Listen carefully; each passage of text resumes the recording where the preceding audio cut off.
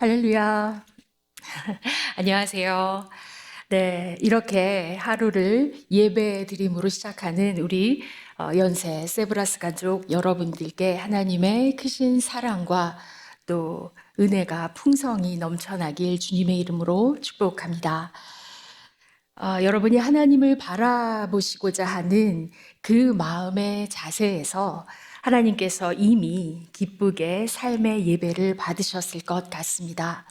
네, 지금 여러 어려운 상황이 있는 줄 압니다만 오늘 하루도 힘껏 하나님을 의지하시고 주님과의 동행을 시작하시는 여러분들 되시길 바라겠습니다. 미국의 그 병원 이름들 중에서 가장 많이 사용되고 있는 것 중에 하나는 Good Samaritan Hospital, 선한 사마리아인 병원입니다. 저희 형부께서 이 오레곤주의 코발리스라는 도시에 있는 선한 사마리아인 병원에서 이 신장내과 의사로 재직하신 적이 있어서 저도 방문한 적이 있습니다. 한 달에 몇 번씩은 이 정기적으로 외곽 지역에 가셔서 이 병원까지 찾아오기 힘든 사람들을 위해 외근 진료를 하셨는데 아마도 병원의 이름에 걸맞는 일들을 하고 있었던 것으로 기억됩니다. 기독교 정신과 문화를 바탕으로 세워진 나라에서 선한 사마리아인 병원이란 이름이 많이 사용되는 것은 아마도 선한 사마리아인의 자세가 의료인이 갖추어야 할 중요한 가치라고 생각했기 때문인 것 같습니다. 여러분들이 아시다시피 사마리아인은 강도를 만나 쓰러져 있는 사람을 발견하고 그냥 지나치지 않았습니다. 사마리아인 앞서 쓰러져 있던 사람을 발견한 제사장과 레위인은 나름 자신을 정당화시킬 수 있는 이유로 지나쳐갔지만 사마리아인은 강도 만난 자의 국적, 성별, 인종, 계급을 보지 않고 달려가서 그를 치료하였습니다. 자신의 하루 스케줄을 방해할 수도 있었을 텐데 사마리아인은 타인의 생명을 살리는 것이 더 중요하다고 판단하였고 환우를 정성껏 치료하고 돌봤습니다. 예수님께서 말씀하신 이 유명한 선한 사마리아인 비유의 문학적, 신학적 맥락은 어떤 율법사가 어떻게 해야 영원한 생명 구원을 얻을 수 있겠냐고 예수님께 묻고 예수님은 하나님을 사랑하고 내 이웃을 사랑하라고 답합니다.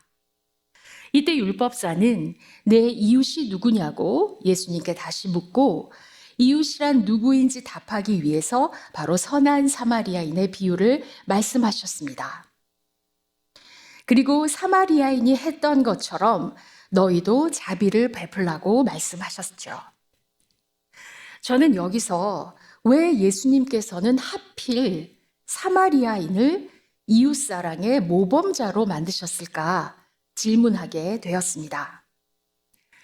사마리아인들은 기원전 722년경에 북이스라엘이 주변의 강대국이었던 아시리아 제국에 의해 멸망해서 포로로 끌려간 후 아시리아 왕은 자신의 나라 사람들을 사마리아 지역에 이주시켰고 또한 이방인들이 북이스라엘에 이주하게 되면서 이스라엘 사람들과 이방인들이 결혼을 하게 되고 그 자손들, 즉 유대 혼혈인들과 그 자손을 일컫는 말이 사마리아인이었습니다.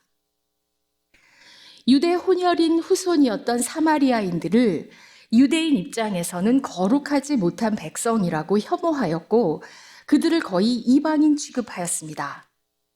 그런데 예수님께서는 이웃이 누구냐고 묻는, 특히 자기의 옳음을 나타내려고 묻는 프라이드가 강한 유대 사회의 주류 지도자였던 율법사의 질문과 그것을 듣고 있는 유대인 청중들을 향하여 예수님은 강도 만난 사람의 선한 이웃이 되어준 모범의 예를 사마리아인으로 들고 계신다는 것입니다. 그것은 사마리아인이 자신들과는 다른 죄인들이라고 생각했던 유대인의 거만함과 편견을 깨트리기 위함이었던 것 같습니다. 그러면 왜 사마리아인은 환자를 그냥 지나치지 않았을까? 저는 사마리아인의 역사가 지속적으로 핍박받고 소외당하는 어려운 경험을 하였기 때문이라고 생각합니다. 사람은 자신이 경험한 것 외의 것을 공감하기에는 큰 노력이 필요합니다. 그러나 자기가 당해보면 공감을 쉽게 할 수 있습니다. 그래서 하나님께서는 가끔씩 저희들에게 어려움을 주시는 것 같습니다. 하나님께서 특별히 사용하시고자 하는 분들에게 때론 어려운 일들을 주시는 것을 저도 옆에서 많이 보았습니다. 관건은 어려움을 만났을 때 우리 자신의 삶의 태도가 어떠하냐입니다. 어려운 상황이 찾아올 때 그것이 나를 짓누르게 하고 포기하게 만들고 속병을 만들게 하느냐, 아니면 이해가 쉽게 되지는 않을지라도 인내하고 하나님의 뜻을 기도하고 묵상하면서 어려움 속에서 잘 견디어내고 어떻게든 오히려 나에게 플러스가 되는 쪽으로 상황을 만들어내는 능력을 발휘하냐는 것입니다. 의인은 믿음으로 살리라 라는 말씀이 있습니다. 우리에게 어려움이 찾아오고 그 상황은 변하지 않는 벽처럼 여전히 단단하게 서 있을지라도 내가 인격적으로든 신앙적으로든 실력적으로든 더 성숙하게 나 자신을 가꾸어 가는 것, 그리고 어려운 상황을 타개하고 또 노력해 보는 것이 믿음의 삶이고 하나님께서 보실 때 의로운 삶이라 여기실 것 같습니다.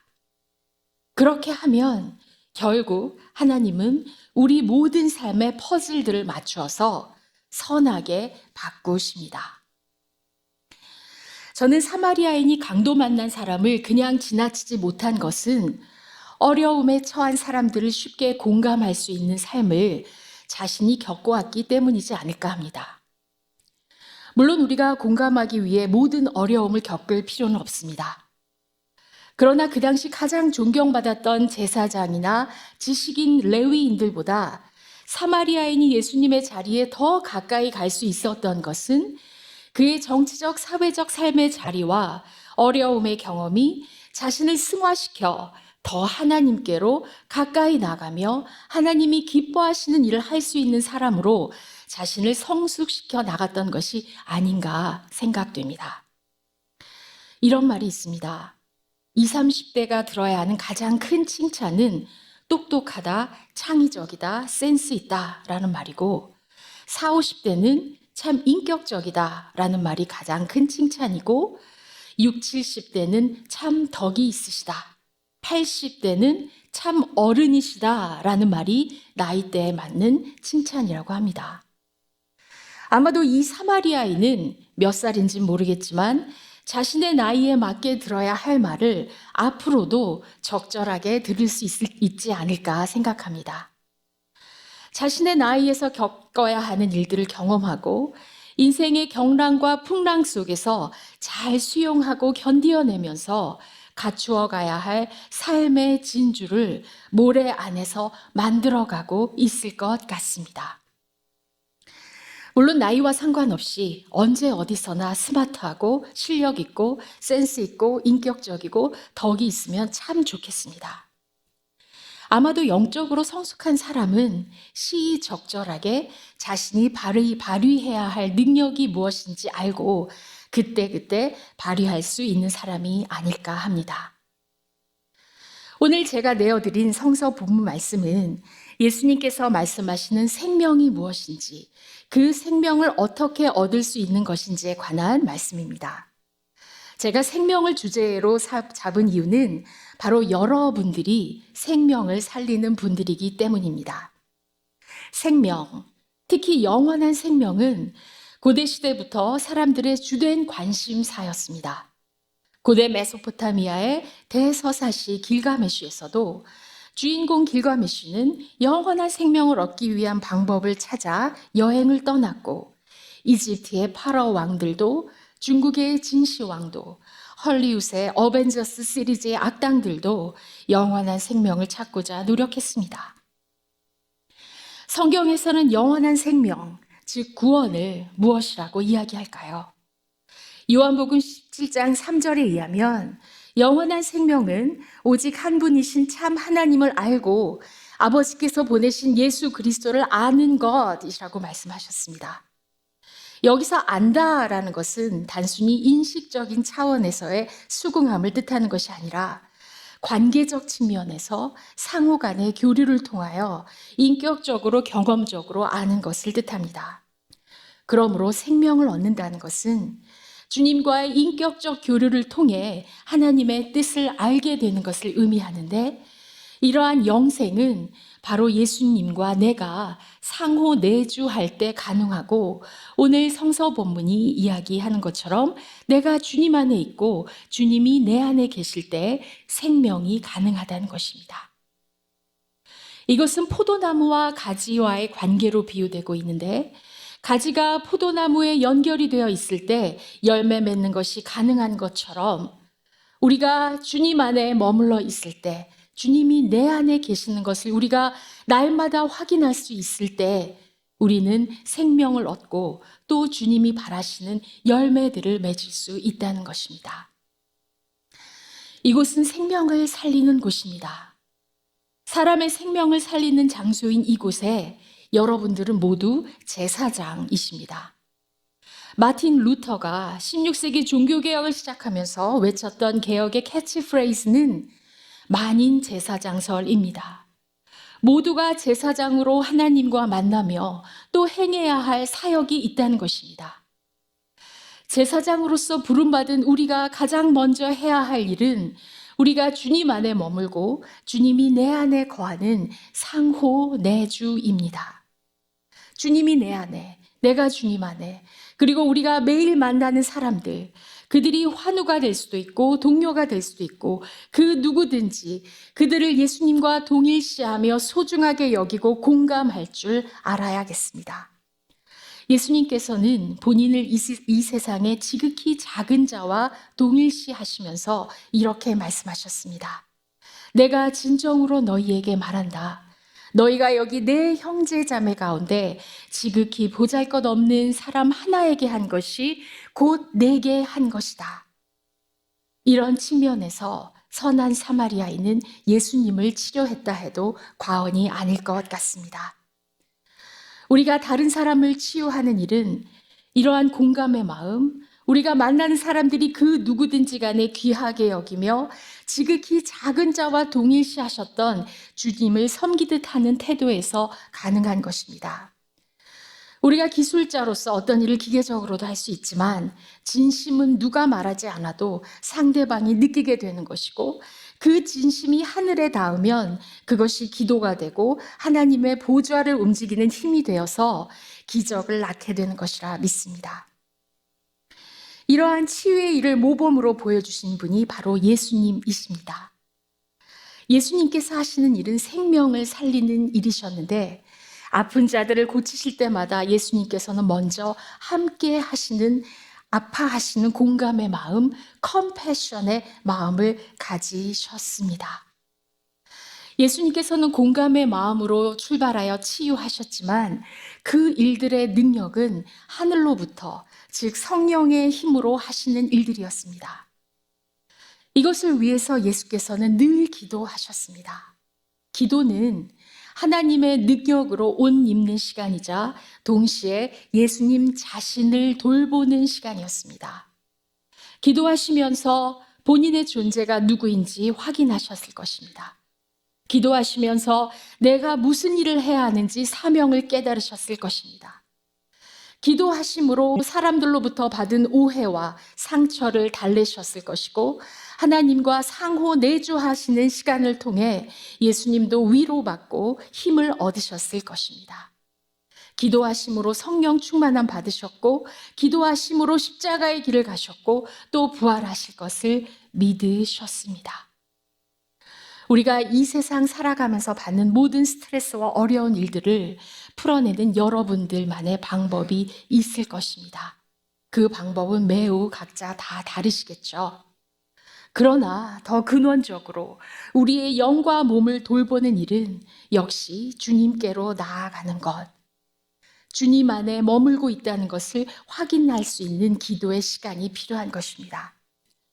오늘의 본문 요한복음 15장 7절에서 8절은 말씀합니다. 너희가 내 안에 머물러 있고 내 말이 너희 안에 머물러 있으면 너희가 무엇을 구하든지 다 그대로 이루어질 것이다. 너희가 열매를 많이 맺어서 내 제자가 되면 이것으로 내 아버지께서 영광을 받으실 것이다. 주님께로 돌아가셔서 먼저 여러분을 잘 돌보십시오. 영적인 셀프 케어를 하십시오. 그리고 하나님의 말씀이 여러분의 마음에 있도록 성경 말씀을 머리 안에, 가슴 안에 기억하십시오. 그리고 하나님께 구하십시오. 그러면 예수님께서 여러분에게 생명과 활력을 주시고 또한 다른 사람의 생명을 살리는 일을 여러분을 통해서 하실 겁니다. 그리고 하나님께서 여러분의 삶을 통해 영광 받으시리라 믿습니다. 마지막으로 요한복음 15장 9절을 읽어드림으로 오늘 설교 마칩니다. 아버지께서 나를 사랑하신 것과 같이 나도 너희를 사랑하였다. 너희는 내 사랑 안에 머물러 있어라. 예수님의 사랑 안에 계속 머물러 계시고 주님과 상호 내주하셔서 하나님의 귀한 생명들을 구원하고 그것으로 하나님께 영광 돌리고 여러분의 삶에 기쁨이 충만하시길 주님의 이름으로 축원합니다. 아멘. 기도하시겠습니다. 좋으신 하나님, 오늘 이 아침에도 이곳에 찾아와 주시고 우리 예배를 기뻐 받으시는 줄 알고 감사드립니다. 우리를 사랑하시는 하나님께서 저희 안에 내주하시고 우리도 주님 안에 머물러 있기를 간구합니다. 주님과 우리가 상호 내주하는 가운데 주님의 눈으로 우리가 만나야 할 사람들을 만나게 하시고 공감해야 할 사람들과 공감하게 하시고 돌봄과 치유의 일들을 잘 감당할 수 있도록 도와주십시오. 무엇보다도 저희들이 주님 안에서 강건하게 하시고 우리 안에 생명이 있음을 확신하게 하시며 그 생명을 전하는 일에 귀하게 쓰임받을 수 있도록 도와주시옵소서. 예수님의 이름으로 기도합니다. 아멘.